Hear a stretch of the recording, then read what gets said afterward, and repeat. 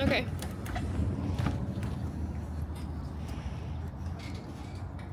Do you want me to like follow your car though? Yeah, kind of. Okay.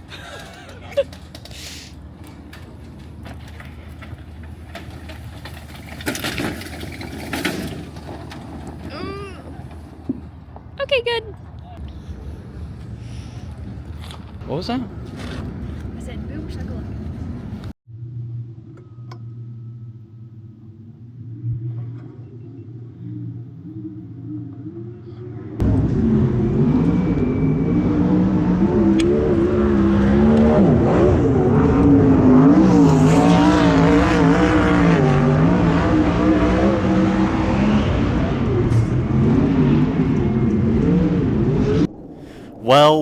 Well, we are back, ladies and gentlemen, and let's get right into it, into qualifying with USAC CRA 410 non-wing sprint cars. So with Santa Maria, the track was a little bit different. I knew that as long as I bent it and tried to keep the car lower and just not up in the cabbage, as I like to call it, that would be the most beneficial way for me to burn a good lap. I know that RJ burned it around the very bottom, and I think I was a little bit higher than him in both corners. But you know what, you'll have that. I try not to watch anybody because I heard people just getting flustered and mistaken over the curb, and I knew if I just did what I thought I needed to do, it would work out. But I overbent it a little bit into 3 and 4 my first lap, and overbent it a little bit into 1 and 2 because I hit the wall coming to my first lap. So there was a couple mistakes. Wasn't overwhelmed with my lap, but you know what? That's the name of the game. I mean, we're not all perfect, but I know what I could have done better, and yeah, we're gonna take that and apply it to the heat race. The car was amazing, and here's a little bit of helmet cam action.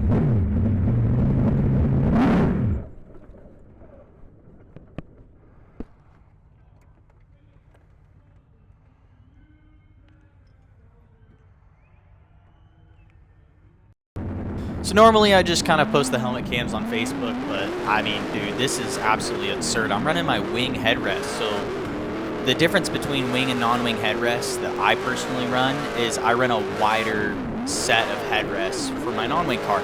So you may think that your head would rattle less the tighter the gap is in between the seat, but your head actually rattles more because it bounces back and forth quicker. So if you have a bigger gap in between your headrests, your head will just bounce off the right side headrest and it won't rattle in between both of them. So with my wing headrest, my head was rattling all night. I wanted my dad to cut it, but then I just said screw it, and I was just focusing on what I had to focus on. And right now, behind, I believe this is Logan Williams. Sorry if I butchered your name, dude. I know that there's like 10 of you guys. But I'm just pacing him. I didn't really want to win this heat race that bad. I was kind of just following suit, just collecting my thoughts, understanding where he was making mistakes, where I could be better, how I could properly bend my car, because I feel like as long as I bent my car behind these guys, I was going to be really hard to beat come feature time. As long as I could make the bend every single corner and stand on the gas, keep the 45-degree angle in my race car every single time I entered, and kept the wheels underneath me, kept them spinning. I knew I was faster than all of these, not all of them, these guys are good, but I knew I was faster than them, and all it took was one mistake. And if I'm on him like white on rice, like I'm on him right now, all it takes is, see, there's one mistake and I am on him. He knows I'm there. I'm trying to show him a nose to kind of pressure him into making a little bit more of a mistake. So see, and there, boom, he gets tight, and it kind of just opens up the door for me to put a little bit of pressure on him. And I'm still keeping the bend really appropriately, and boom, wheel stand, that's sick. But I'm just applying the pressure, keeping the pressure there, but I'm not really wanting to win this. My dad and girlfriend Stevie thought that I wanted to win this heat race really bad, but I really didn't. I was kind of just taking it as it came and just really calm behind the steering wheel, trying to see how it was going. But when the track's like this, there's not really much you can put into line choice. It's more just kind of keep your momentum up and, like I'm saying, follow the 45 bend, keep the 45 bend appropriate. All kudos to Logan right there. He definitely deserved to chop my little snout right there coming off the exit, and that's just how it goes sometimes. I'm putting my snout where it doesn't belong in those situations, and yeah, he had every right to chop my snout and get into my front end a little bit. That was my wrongdoing. That was good racecraft on his part. He definitely shouldn't have left the door open for me, because I would have just snookered right by him and taken the checkered flag, even though it wouldn't have done anything for me. Like I said, I didn't really care to win the heat race too much, but I really wanted to show you guys what it was like from the helmet cam perspective, since I have the other GoPros for the feature coming up here. Even though the main one died, it sucks, but I still had the one facing backwards and also the one that was on me. And yeah, it's just, you guys don't realize how much it actually is different running a sprint car. Your head rattles, there's shit going on left and right, so it's really easy to be up in the stands and say, oh, you should have done this, you should have done that, like Michael telling me, oh, you should have entered above it and came down lower. But no, that's not how it works sometimes, buddy. You don't even have to swipe that up. You want to take the wheel out? Nah. What's that? Nah. We're good. Just bring a 9/16 to the air and a gauge, and you don't even need the gauge, honestly. Air, 9/16 and bingo. It starts showing my pockets. I need a thumbnail.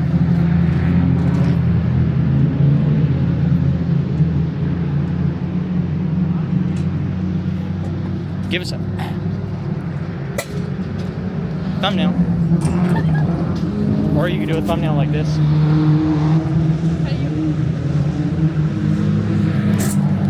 Figured I'd show you guys how I make the thumbnail. That was Stevie and I making the thumbnail for this video, but let's get into the racing action.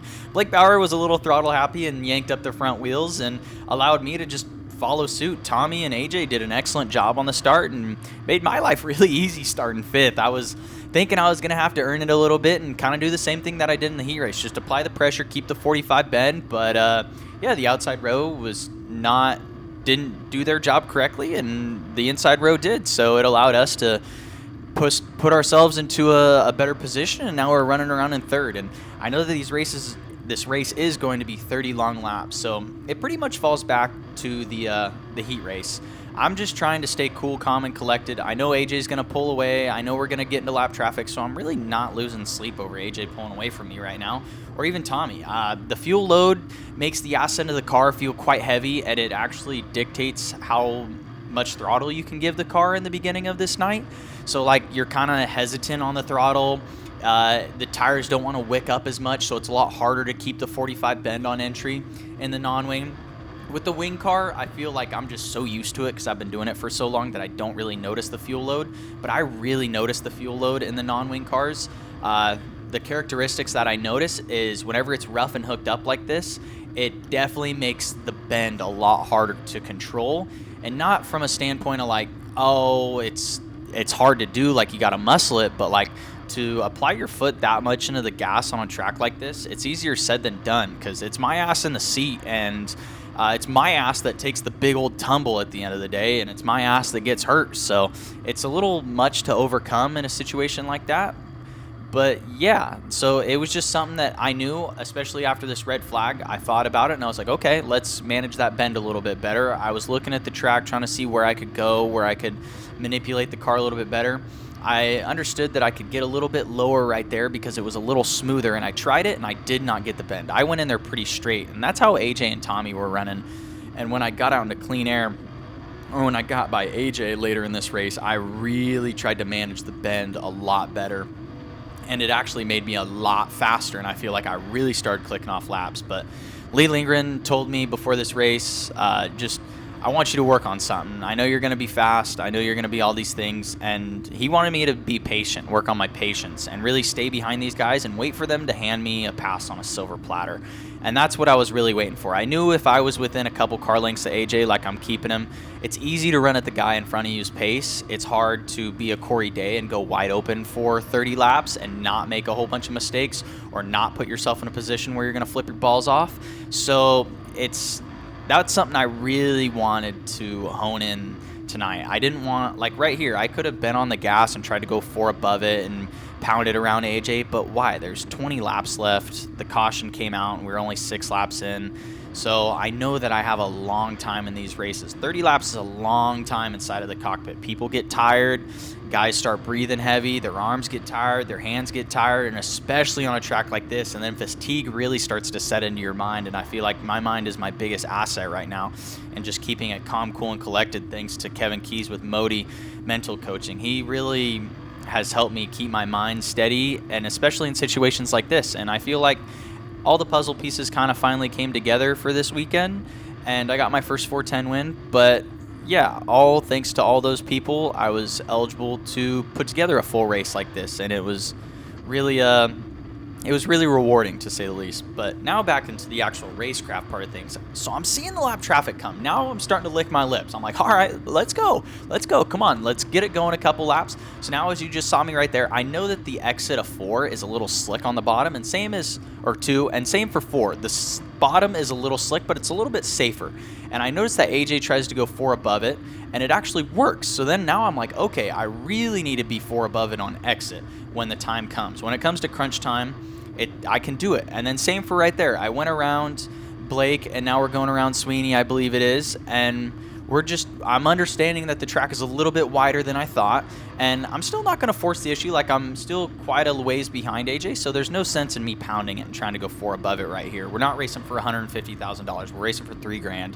So let's just keep these laps coming and understand the racetrack a little bit better. Like, you could see how AJ gets a little involved in the slick right there, and now it was time for me to try like a diamond move. And I try to stick my snout underneath AJ, and he gets a good run. He's trying to race with Alexa, and Alexa gives us the lane, which was really nice of her. Thank you. AJ really forced the issue. I believe he did that because he saw my snout. Now I know that he knows I'm behind him, and he's going to have that in the back of his mind. And there we go. Now we're starting to apply the pressure a little bit. So let's keep on putting it there, and let's see where it goes.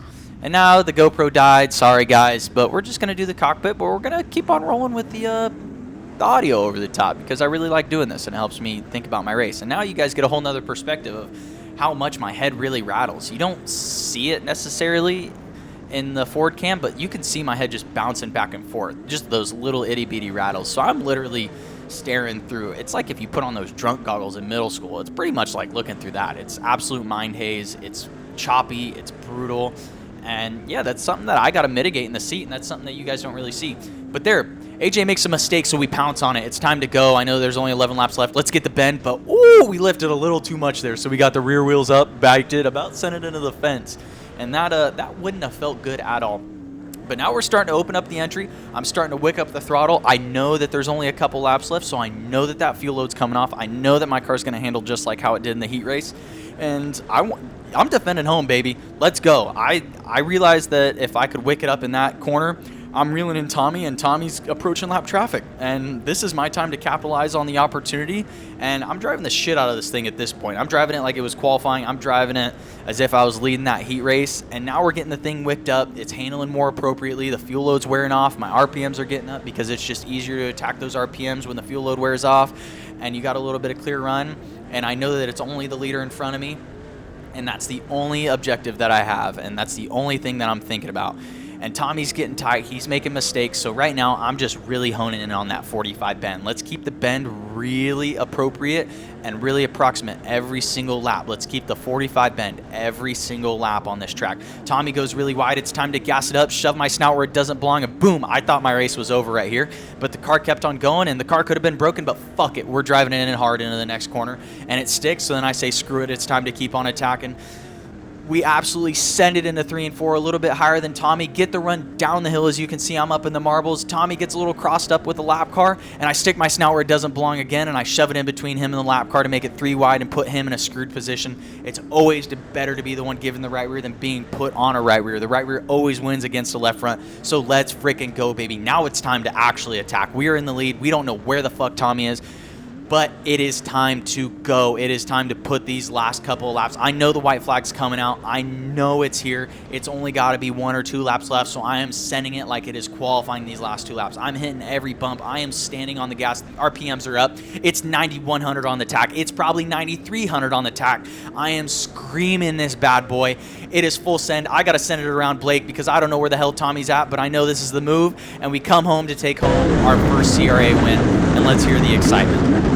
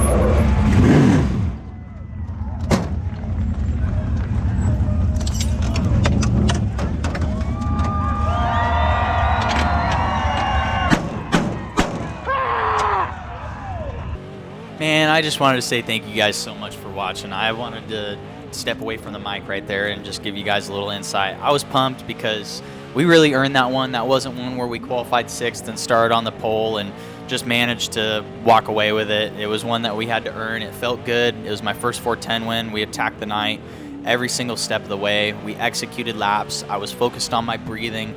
My focus was very narrow and where I knew it needed to be, and that was just a testament to all the hard work that's been going into this, all the people that have helped me. Max, Lee, Pombo, Rob, Justin, just all the people that have gotten me to where I'm at right now. None of this would be possible. Every single step of the way, so many of you have put me in these positions to win races, and now the ball's starting to finally get rolling, and I'm just extremely grateful and blessed to race cars every single weekend.